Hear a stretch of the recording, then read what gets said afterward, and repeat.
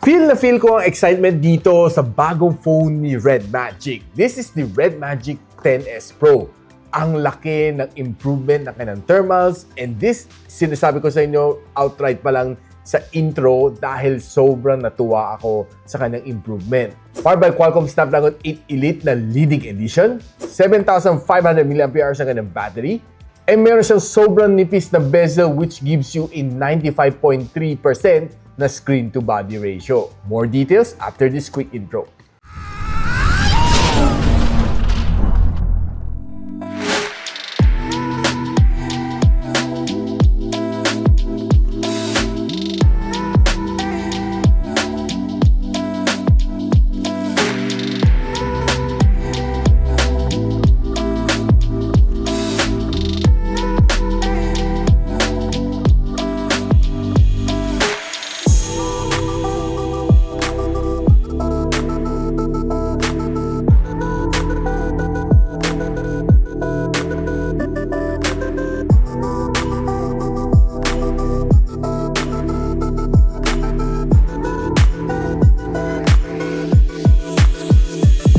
Now, itong REDMAGIC 10s Pro would come in 3 colors, Nightfall, Moonlight, and itong hawak ko which is the Dusk version. Once na magkaroon ng official pricing dito sa Philippines, I'll post the link on the description box below. Or simply just check out the product link once in-update ko. Now, one thing na magugustuhan mo dito sa kanyang design is sobrang nice. Glass finish ang kanyang likod, aerospace grade na aluminum metal dito sa gilid, and of course, glass finish din ang kanyang harap. Another good thing dito is flat na flat siya. Hindi nakaumbok ang kanyang mga camera lenses. And meron pa siya mga pa-lighting effect dito sa taas and dito sa baba. So once naka-turn on na yung game mode, makita mo may ilaw siya dito, sa X mark na dito. And nandito sa REDMAGIC logo, may ilaw din siya. And of course dito sa kanyang fan, pwede mo rin customize ang kanyang ilaw dito, making it look really, really cool. Now, another improvement is nandito ang kanyang magic key. Once na ni-slide mo siya, papasok sa kanyang game mode. Doon mo mako-configure lahat ng iyong gaming setups. Pag trigger ko, diyan, papasok na siya diretso. Now, sinabi naman ni REDMAGIC nag-improve ang cooling system dito, which I can testify pagdating sa gaming later. Meron siyang enhanced na IceX cooling system, which meron siyang 10 layers na structure to give it a cooler na experience. Meron siyang liquid metal 2.0 dito sa loob, plus a improved na vapor chamber, and a better na fan, which can run up to 23,000 RPM. Therefore, resulting to a better heat dissipation. Now, ang chipset na gamit ni REDMAGIC 10s Pro is the latest na Qualcomm Snapdragon 8 Elite. Hindi lang siya 8 Elite, but it's a leading edition, meaning it's a more enhanced or more overclocked na version. Based sa kanyang spec sheet, ang kanyang CPU can run up to 4.47 GHz, GPU of 1,200 MHz, and NPU AI niya is 40% improved, which is quite impressive on papers. Pag tinignan mo sa Antutu benchmark, 2.66 million points na nakuha ko. Ito ang kanyang breakdown score. 7,000 ang kanyang loop score and 78% stability sa Wildlife Extreme. Ito ang score na nakuha ko dito sa Geekbench, kanyang CPU benchmark. Ito naman kanyang GPU benchmarking. Surprisingly, quite good ang kanyang thermals and hindi siya masyado uminit while I was testing this one. And it throttled to 80% ng kanyang best performance. Normally, ang Snapdragon 8 Elite, hindi mo makukuha itong score na ito. Now, ang battery size na ito is a 7,050 mAh na battery with a 80 watts na fast charging support. Now, if you're using this one day-to-day basis, wala ka nang maging problema. Kaya naman mag-last ng one whole day. Basta huwag mo lang abusuhin sa gaming, walang problema ang one whole day of usage. Mabilis naman siya mag-charge, so wala ka rin maging problema dito sa kanya if you're gaming all day long. And plus, meron din siyang bypass charging in case that you're gaming, gusto mo magbabad playing all day long, huwag mo kakalimutan yung turn on yung bypass charging niya para to prolong your battery life. Now, nung sinalang ko to sa PC Mark na battery stress test, binigay siya ng 10 hours and 30 minutes sa kanyang screen on time. This is based on 50% brightness and 60 Hz na screen refresh rate. Napag-usapan naman natin kanyang display. This one is a 6.85-inch na AMOLED display. Meron siyang 144 Hz na screen refresh rate and a maximum brightness of 2,000 nits. Meron siyang instant touch sampling rate of 2,500 Hz and meron din siya overall touch sample rate of 960 Hz. Meron din siya 95.3% na screen-to-body ratio. So far, that's the highest na screen-to-body ratio ever rated by me here sa aking channel. I'm not quite sure kung meron mas mataas dito, but so far, this is the highest na na-review ko so far.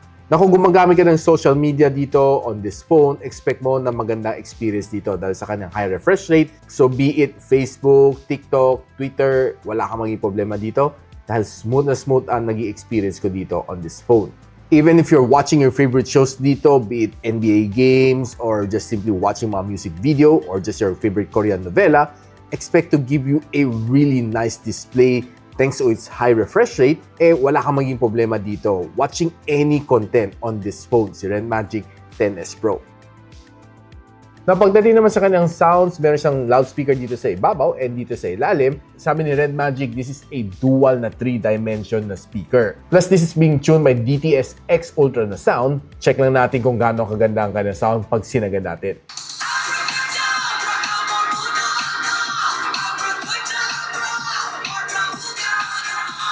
Guys, masasabi ko sa inyo, solid ang kanyang sounds dito. Definitely ma-enjoy mo to if you're playing games or just simply listening to Spotify. Now, pag-usapan naman natin ang gaming dito. I was able to test 6 games dito on this phone, trying to check yung kanyang thermals, and right now pa lang sasabihin ko sa inyo guys, walang lumampas ng 45 degrees Celsius kahit sagad-sagarin ko lahat ng graphical settings on the 6 games that I played. Nung REDMAGIC 10 Pro, medyo umabot pa ako ng mga 47, 48, 49. Ngayon, walang lumagpas ng 45. And here are the games sa mga nilaro ko. Call of Duty Mobile, Genshin Impact, Wuthering Waves, Crystal of Atlan, Delta Force, and Farlight 84. Pagdating sa Call of Duty Mobile, maning-mani na lang to, no? Dalagang i-enjoy mo siya, especially if you're using kanyang shoulder triggers. You'll be able to enjoy the game much better compared sa you're just simply using yung screen. No, I'll say na mataas naman kanyang touch sampling rate sa kanyang screen, but nevertheless, using the shoulder triggers will definitely give you a better experience, lalo sa mga shooting games. Wala ako napansin na frame drops. Well, honestly, sinet ko rin siya 120 FPS. It was able to achieve, therefore giving me a super nice na gaming experience. After 30 minutes of gameplay, 39 degrees Celsius. Pagdating sa Genshin Impact, sagad-sagaran din ang kanyang graphical settings, and definitely nag-enjoy ako sa kanyang gameplay. Sobrang smooth, wala akong naging problema dito sa kanya. And kahit mag-clash ka on a certain point, no, kahit medyo maraming kalaban, wala kang ma-feel na frame drops kanya. The graphics was definitely nice and I was able to really enjoy itong game na ito while I was playing. And surprisingly, ang pinakamainin na in-achieve niya after 30 minutes of gameplay is 41 degrees Celsius. Moving on to Wuthering Waves, equally said, no, halos parang Genshin Impact ang naging experience ko dito sa kanya. Very smooth ang experience ko dito sa kanya. Siguro, kung meron man frame drop, sobrang minimal lang, masasabi ko. And definitely, sobrang ganda na kanyang graphics. I was able to enjoy using kanyang shoulder triggers together on this game. One thing na napansin ko sa kanya, no, is very nice ang kanyang graphics. Lalo na kung medyo heavy battle na. Normally, no, you'd feel some slight delays or slight frame drops. Pero wala ako na-feel sa kanya eh. I tried to find some fault dito sa kanya, pero wala talaga napansin. And talagang nabilib ako sa kanya, lalo sa kanyang thermals after 30 minutes of gameplay, 43 degrees Celsius lang. And I was able to play also Crystal of Atlan. This is the first time na nilaro ko itong game na ito. It was really fun. And kung yun sa mga taong mahilig sa mga fast-paced na game, no, yung ganang graphics na action, you should try this one, Crystal of Atlan. The gameplay was really nice. Sinagad-sagad ko ng graphical settings. This is a Snapdragon 8 Elite na leading edition. Nevertheless, hindi siya nag-disappoint on this game, giving me a really good graphical experience kahit this is my first time. And pinakamainin na in-achieve niya was only just 41 degrees Celsius. Pagdating sa Delta Force, ito, dalagang bakbakan to the max. Sinagad-sagad ko sobrang kanang graphical settings and was able to play roughly mga 1 oras dito on this game since medyo nakaka-addict na talaga siya. One of the good things na magustuhan mo sa kanya is yung field of view mo dito sa kanya dahil ang laki ng screen. And another thing na magustuhan mo dito sa kanya is definitely very nice gamitin ang kanyang shoulder triggers, especially on shooting games like this one. Playing for an hour, umabot ako ng 42 degrees Celsius. Farlight 84, surprisingly, may slight frame drops ako na feel sa kanya. Siguro itong leading edition ni Snapdragon 8 Elite, di ba masyado optimized for this game, though the gameplay was definitely good and halos 1 oras din na naglaro dito sa game na ito. Surprisingly, it was fun. Siguro, there are just some frame drops na napansin ko lang along the way. Lalo na ako nag-sniper scope ako. Doon ko na-feel parang may kunting delay sa kanya. But overall, the gameplay was definitely good. Wala ka masyado ma-feel na problema dito sa kanya. And after an hour of gameplay, 43 degrees Celsius. Like I said guys, walang lumagpas ng 45 degrees Celsius on this phone. Ang pinakamataas, 43 degrees Celsius. Kahit triple AAA games pa yan. Now guys, pag-usapan natin ang kanyang camera. This one has a 50MP na main camera sensor and a 50MP na ultra-wide lens. Plus meron din siya 2MP na depth sensor and optical image stabilization. Ang kanyang rear camera can shoot you up to 8K and 30fps. Pagdating sa kanyang front-facing camera, it's a 16MP na front shooter which can shoot you up to 1080p and 30fps. Now quickly pasyalin ko lang kayo dito sa mga camera shots na nakuha ko sa REDMAGIC 10s Pro. Take a look at this karatula na nakita natin along the way. Sabi ko sa inyo na quite good naman ang na-capture ko dito. Very sharp, okay na mga photo na nakuha ko. Pati itong nearby na taxi na wala sa focus ko pero I was able to capture it quite good kahit moving siya. Meanwhile, kahit tumatakbo ka ng mga roughly 20 kilometers per hour, you'll still be able to get some nice shots naman dito. Except that pag tinignan mo dito sa mga puno na ito, mapapansin mo na soft yung mga details ng kanyang dahon. If you're just trying to take a shot within the vicinity, makita mo naman yung building dito is looking nice and sharp. Pati itong motorcycle dito sa aking harap is also okay. Now, tinry ko naman kunan tong figurine na ito. It was looking good except na parang medyo mas rusty lang siyang tingnan dito sa photo than in actual. Siguro medyo mas saturated lang itong photo na ito. Now, I was able to try to play with yung ultra-wide lens. This is how it looks like. Normal.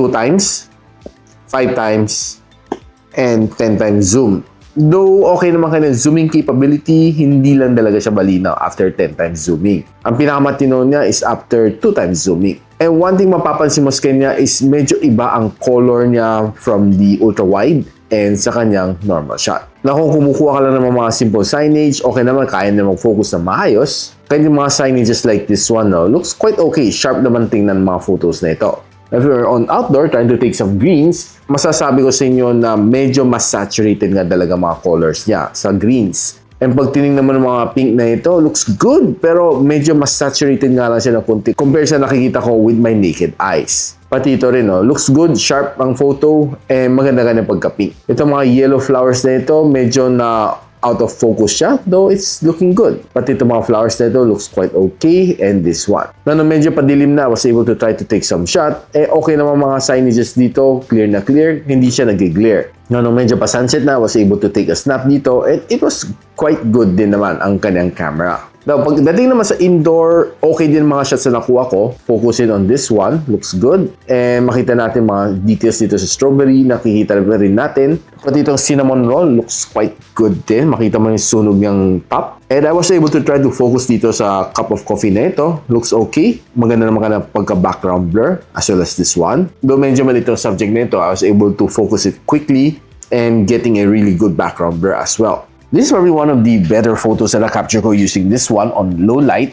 Makikita mo magandang kanyang pagka-capture na really nice, cozy tingnan, and yeah, that's just it. And tinry ko naman kunan tong photo na ito aking favorite na figurine dito sa aking table. Okay, not bad. Though pag zoom-in mo medyo soft kasi medyo low light dito sa studio ko. Now, nung sinubukan ko naman ang front-facing camera, it seems okay naman on outdoor. Though mapapansin mo, it's a little bit hazy pa rin dahil it's still a under-display na camera. But nevertheless, I think it has improved a little bit based sa aking observation. Though there are times na medyo hindi pa rin super pulido dahil mapapansin mo dito sa photo na ito, I'm not quite sure kung ano nangyari dito sa tuktok lang ng ulo, which is kind of weird, parang may portal.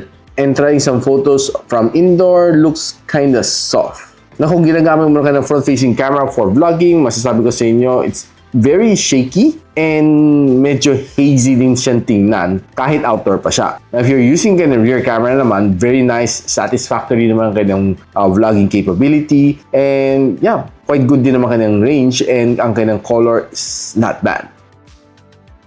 Now guys, ano masasabi ko dito sa bagong REDMAGIC 10s Pro? I was really excited nung naglalaro ko, And I was able to test na hindi siya kasing init ng REDMAGIC 10 Pro, which is definitely a good sign moving forward dito sa phone na ito. Plus yung kanyang shoulder triggers na may 520Hz na touch sampling rate, it gives you really a good immersive experience lalo sa mga games na favorite mo. Plus meron siya IP54 rating, which is, well, at least splash resistant and dust resistance. Overall, matutuwa ka talaga sa kanyang gaming experience dahil it is purely a very, very hardcore na gaming phone. The only downside lang naman dito is medyo olats pa rin ang kanyang front-facing camera. Though it has improved over a little bit, But for me, kailangan pa rin yan ng optimization and improvement. Okay guys, are you willing to invest on the REDMAGIC 10s Pro? Let me know on the comment section below.